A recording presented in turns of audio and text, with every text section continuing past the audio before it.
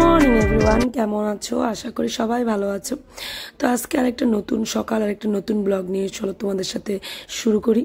তো আশা করি তোমাদের ভালো লাগবে, তো অবশ্যই দেখতে থাকো। তো দেখো, আমি সকালবেলা স্নান টান করে পুজো টুজো দেওয়ার পর মাধবকে একটু ব্রেকফাস্ট করাতে চলে এসেছি। আর এতক্ষণ হয়ে গেল, আমি কিন্তু আমার ব্রেকফাস্টটা এখনও করতে পারিনি, কারণ টাইম হয়ে ওঠে না। তো এখন আমি নিজের ব্রেকফাস্টটাও করে নিচ্ছি এক সাইডে, আর একদিক দিয়ে মাধবকেও ব্রেকফাস্টটা করিয়ে নিচ্ছি। আর আজকেও ঘুম থেকে উঠে প্রচণ্ড বায়না করছিল, আমাকে ছাড়তেই চাইছিল না। তো এই জন্য আমার একটু কাজকর্ম করতে অনেকটা লেট হয়ে গেছে, আর রান্নাবান্না করতে অনেকটা লেট হয়ে গেছে।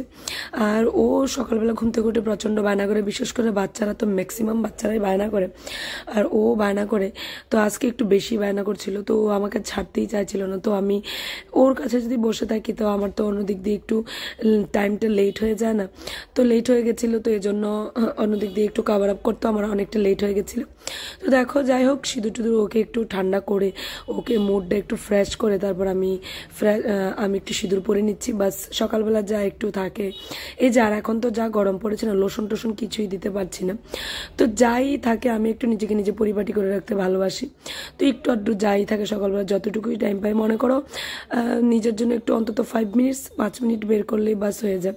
তো ওটাই করে নিচ্ছি। আর চশমা ছাড়া তো আমি একদম চোখে কিছুই দেখতে পাই না, বাস চশমাটা আমার লাগে। চশমাটা খুললে আমার মাথা ব্যথা শুরু হয়।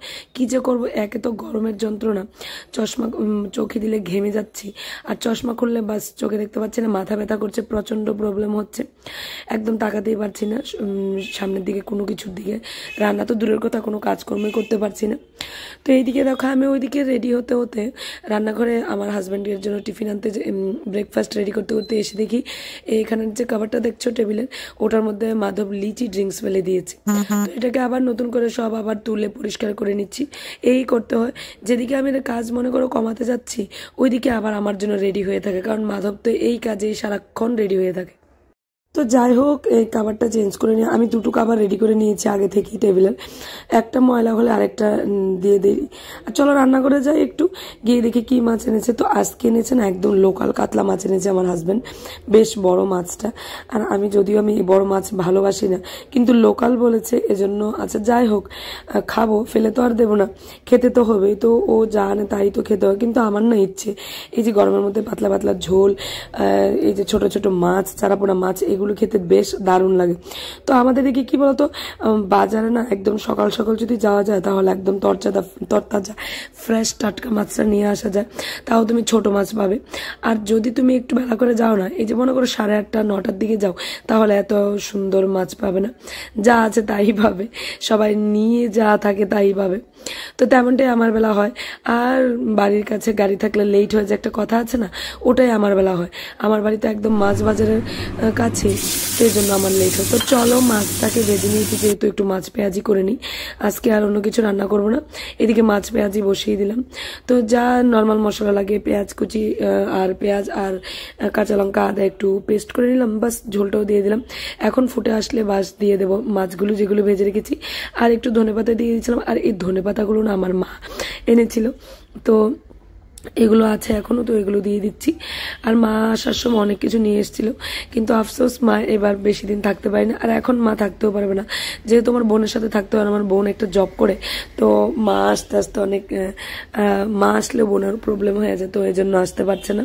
আর ইদানিং আসতে পারবেও না, একমাত্র বোনের ছুটি ছাটা পেলে তাহলে যদি আসতে পারে। তো দেখো মাছের ঝোলটা বেশ ফুটে উঠছে। তো ফুটে উঠলে এটার মধ্যে দিয়ে দেবো আমি মাছগুলো, যে মাছগুলো আগে ভেজে রেখেছিলাম, এগুলো দিয়ে দেবো। আর আজকে মাধবনের জন্য আলাদা করে কোনো মাছের ঝোল টোল কিছুই রান্না করিনি, কাঁচা লঙ্কা একদম অল্প দিয়ে রান্না করেছি। এখান থেকে ঝোল তো খাবেই না, ডাল দিয়ে, আর এখান থেকে একটা ঝোলের মাছ তুলে বাস ওকে খাইয়ে নেব। আর কি রান্না করেছে দেখে নাও, এই যে মাছের ঝোল রান্না করা হয়েছে, আর একটা রান্না করেছে আমার শাশুড়ি মা। এটা হলো এই যে কাঁঠাল ছিল, তো কাঁঠালটা অনেকদিন ফ্রিজে পড়েছিল, তো এটাকে না কেটে নিয়ে তারপর সেদ্ধ করে এটার মধ্যে পেস্ট করে নিয়েছে, সেদ্ধ করে এটাকে করে তারপর একটা ডিম দিয়ে ওটাকে ভালোভাবে ছোট ছোট বড়া বানিয়ে নিয়েছে। এই যে বড়া দেখতে পাচ্ছ এগুলো কাঁঠালের বড়াই। তো এই বড়া দিয়ে বাস ঝোল, আলু টালু দেয়নি, যা মশলা থাকে আদা রসুন কাঁচা লঙ্কা পেঁয়াজ, এই যে জিরে গুঁড়ো ধনে গুঁড়ো এইসব দিয়ে বাস এই ঝোলটা রান্না করলো। আর প্লেন মসুর ডাল হয়েছে, আর কিছুই রান্না হয়নি। আর আজকে সমস্ত রান্নার মধ্যে একদম কাঁচা লঙ্কা কম দিয়ে রান্না করতে বলেছি। তো কাঁচা লঙ্কা কম দিয়ে রান্না করাতে মাধবের খাওয়াতে কোনো অসুবিধা হয়নি। তো যাক, রান্নাবান্না যেহেতু শেষ, চলো রান্নাঘরটাকে ক্লিন করে নিই। রান্নাঘরটা থেকে তো ক্লিন করতেই হবে। তারপর আছে না ওই যে বালতি বালতি কাপড় চোপড় ধোয়া, এগুলো তো প্রত্যেক হাউস ওয়াইফদের প্রত্যেক দিনের কাজ। আর যাদের বাচ্চা কাচ্চা থাকে করে তাদের তো বলে লাভই নেই। এই যে দেখতে পাচ্ছ সকালবেলা টেবিলের খাবারটাকে নোংরা করে ফেলেছে, তো ওটাকেও তো বাস কেচে দিলাম। তো এখন দেখো ছাদে চলে এসেছি কাপড়গুলো মেলে দিতে। আর বাতাস দিচ্ছিল, প্রচণ্ড হাওয়া দিচ্ছিল। তো আমার বেশি ক্লিপও নেই, তো একটার সাথে একটা লাগিয়ে ক্লিপগুলো লাগিয়ে দিচ্ছি, নয়তো বাতাসে সবগুলো ফেলে দেয়। আর যদি ছাদ থেকে পরে নিয়ে যায় নিচে একদম, তাহলে তার তুলতেই পারবো না, এমন অবস্থা, নোংরা হয়ে যাবে।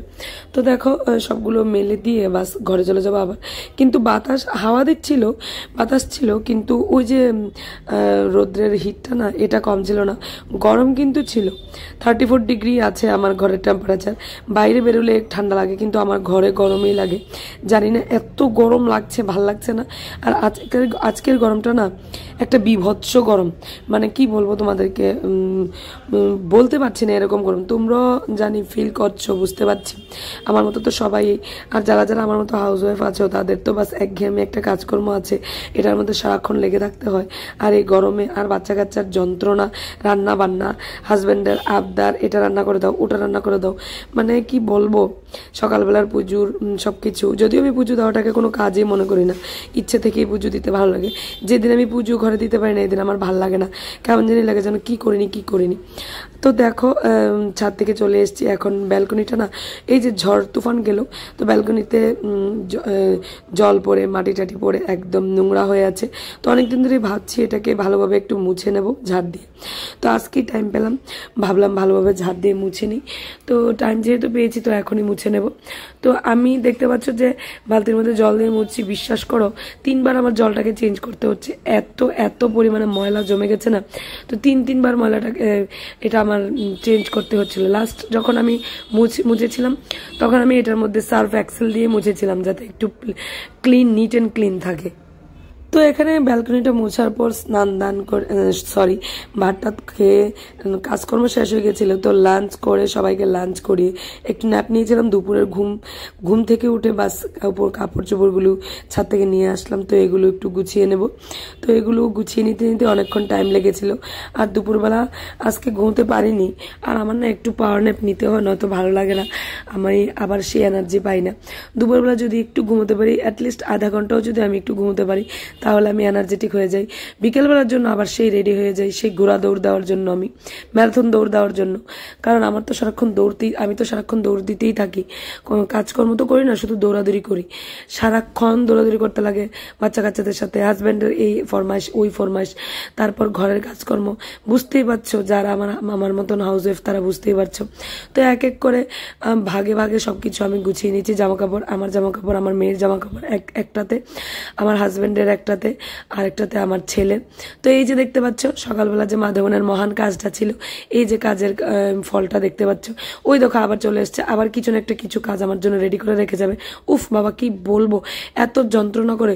কতক্ষণ ওর টিচারের বাড়ি যাওয়ার টাইম হবে আমি ততক্ষণ শুধু অপেক্ষা করতে থাকি, ততক্ষণ আমি কাজকর্ম করবো। আর এটা দেখো আমার মেয়ে বানিয়েছে, নিজের হাতে বানিয়েছে সব কিছু, দেখতে পাচ্ছ, এগুলিও সোনায় বানিয়েছে।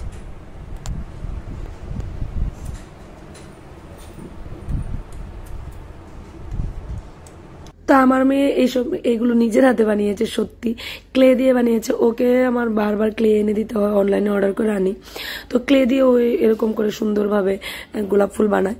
আর যে দেখতে পেয়েছো ফ্লাওয়ার ভাসটা, ও ডেকোরেট করেছে, ও কালার পেইন্ট করেছে। আর তো দেখো মাধবনকে টিচার বাড়িতে দিয়ে এসে বাস চা নিয়ে বসে গেলাম। তো তো চা নিয়ে বসে একটু মোবাইল ঘাটবো, দেখবো কি করা যায়, তারপর ভিডিও এডিটিং এর কাজ করব, বাস এভাবে চলে যায়। তো তোমরা তো দেখলে আমি কি করলাম না করলাম, আশা করি তোমাদের ভালো লাগবে।